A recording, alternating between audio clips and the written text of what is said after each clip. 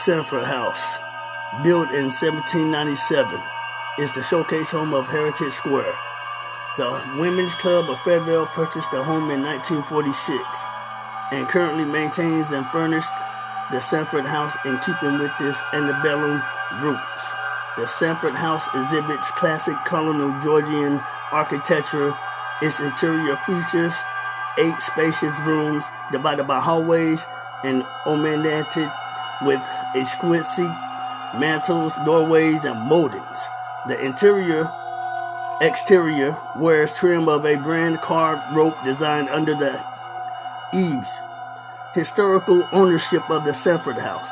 Mark Russell originally owned the land on which the house stands. John McLaren built the home. Duncan McLaren purchased the home from John. His kinsman, Duncan McLaren, was one of the first elders of the historic Presbyterian Church in Fairville. In 1804, John Adam purchased the home. Sarah Donaldson Adam, John's wife, also links to the Presbyterian Home Church because her father donated the land on which the church was built. In 1820, under new ownership, the Sandford House was transformed into the First Federal Bank in North Carolina.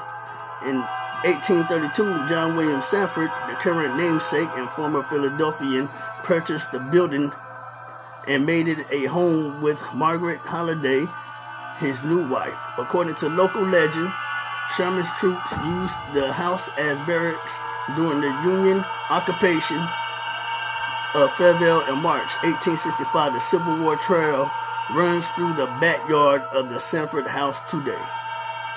In 1873, former Confederate Captain John E.P.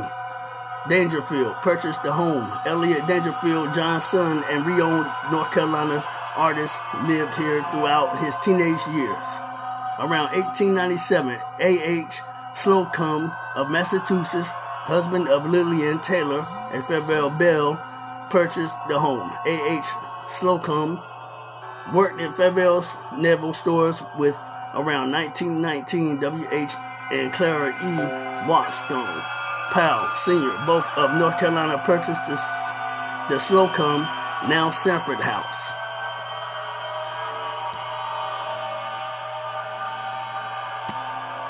The Powells were engaged in business, civic, religious, and political interests in the city of Fairville during this time.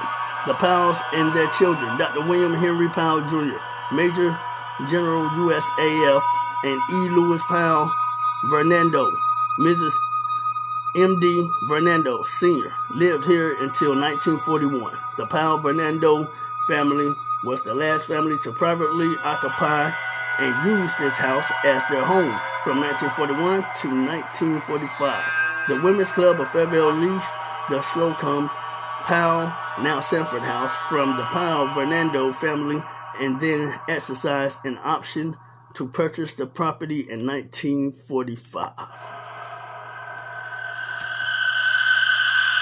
Captain John E.P. Dangerfield. After the Civil War, ex-Confederate Captain John E.P. Dangerfield, originally from Arkansas, bought the property.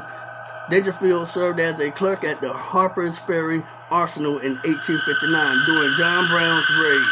Captain Dangerfield took rank June 10, 1861, and transferred to Fairville as munitions and equipment were transferred to the Fairville Arsenal from Harper's Ferry that same year. Major John C. Booth, commanding officer at the Fairville Arsenal, appointed him military paymaster and storekeeper, prestigious jobs in the Army. Dangerfield served in the 2nd Battalion, local defense troops, commonly referred to as the Arsenal Guard, and occupied the house with his wife, Matilda, and his 4 children, one of whom became a celebrated painter of North Carolina. Elliott Dangerfield. Elliott Dangerfield was born in Harper's Ferry, West Virginia, and raised in Fairville. At age 21, he moved to New York to study art. Elliott was inspired by the European Symbolist movement during his time overseas. His influence included Impressionism and Romanticism in general, and the artists Ralph Albert Blakelock, Today, the Dangerfield room occupies the entire south perimeter of the Sandford house. The Women's Club of Fairville. The Women's Club rented the Sandford house from 1941 to 1945 to provide a home for unmarried working women flooding into the city during World War II. At one time, 30 young single women, a house mother, and hostess packed the second floor bedrooms, which were converted into dormitory-style living spaces. The Women's Club also provided space for any other women's organizations to meet in the house free of charge in an effort to accommodate the town's growing need for social outlets. The Fairville Ballroom. The Fairville Ballroom is now a freestanding room with octagonal architecture outside and a large 20-foot by 30-foot oval interior highlighted by plaster cornices and plasters. Originally, the ballroom was an add-on to the Holiday Williams House in Fairville, North Carolina. The Holiday Williams House was demolished in the mid-1950s. The Fairville Ballroom is an example of Regency architecture.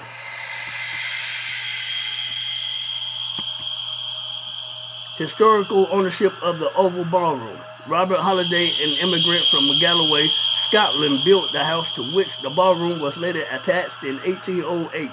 He lived there with his wife, Catherine Kitty McQueen Holiday, and their family until he died in 1816. Catherine married Judge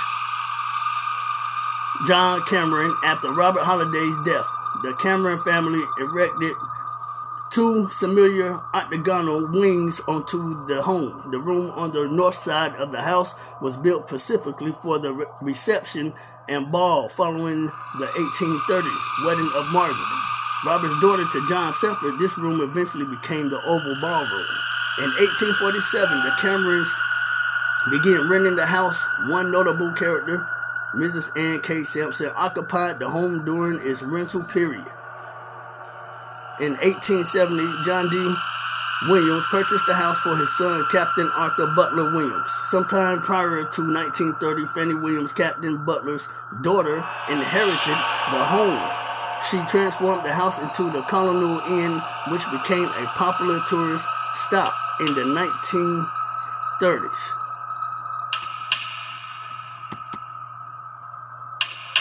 Mrs. M.B. McLean, Fanny's niece, inherited the home. She donated the Colonial Inn's dining room, previously the Cameron's North Room, to the Women's Club of Fairville. In the mid-1950s, the Women's Club of Fairville renamed the now freestanding room as the Oval Ballroom and moved it to its current location on Heritage Square.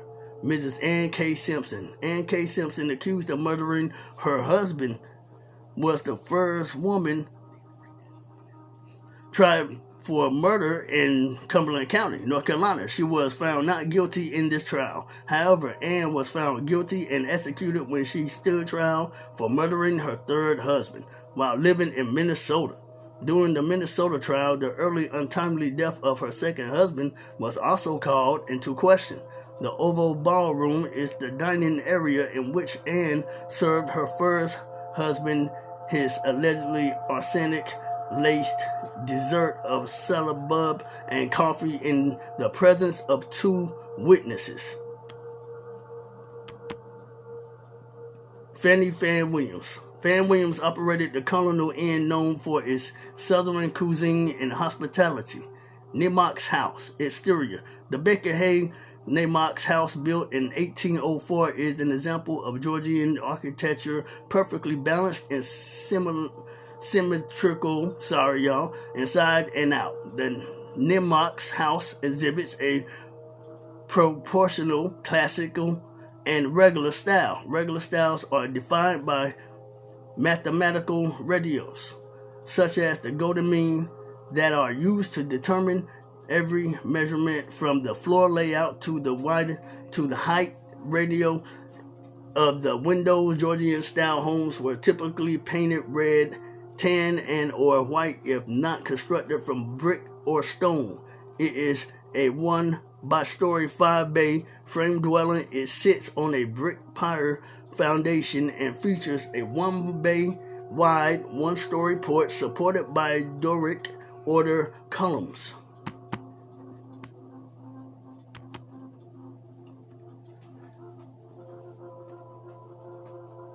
Interior.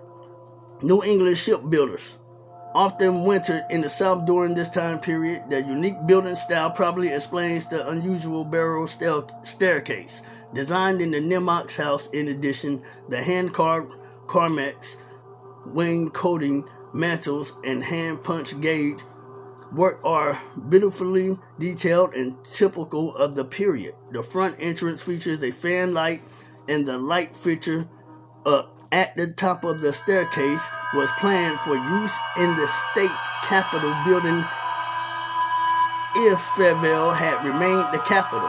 The 2 upstairs rooms featured dormer windows and individual fireplaces.